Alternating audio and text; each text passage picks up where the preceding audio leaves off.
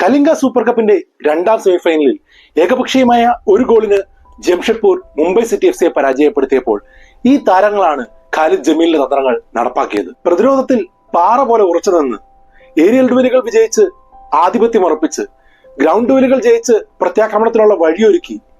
അതേസമയം ഗോളിന് അരികിൽ വരെ എത്തിയ അദ്ദേഹത്തിന്റെ ഷോട്ട് ഗോൾ പോസ്റ്റിൽ തട്ടയാണ് തെറിച്ചത്. മികച്ച പ്രകടനമാണ് കളിയിലുടനീളം സ്റ്റീഫൻ എസ്ഐ കാഴ്ചവെച്ചത്. ഖാലിദ് ജമീലിന്റെ തന്ത്രങ്ങൾ നടപ്പിലാക്കുന്നതിൽ മുഖ്യ പങ്ക് വഹിച്ചത് ഡിഫൻസീവ് മിഡ്ഫീൽഡർ പ്രണോയ് ഹൽഡർ ആണ്. മധ്യനിരയിൽ എതിരാളികളെ കളിക്കാൻ അനുവദിച്ചില്ല എന്നുള്ളത് തന്നെയാണ് അദ്ദേഹത്തിന്റെ വിജയം.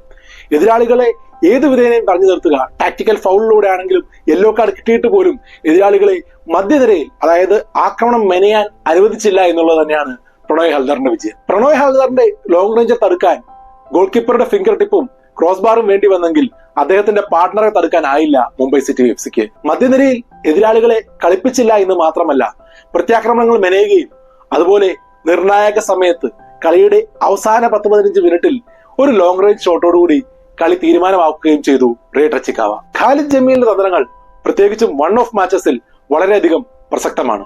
എതിരാളികളെ തളയ്ക്കുകയും പ്രത്യാക്രമണത്തിലൂടെ അവർക്കിട്ട് നല്ല പണി കൊടുക്കുകയും ചെയ്യാനറിയാം അദ്ദേഹത്തിന്റെ കുട്ടികൾക്ക്. ഇത് തന്നെ ഫൈനലിൽ നടപ്പിലാക്കുമോ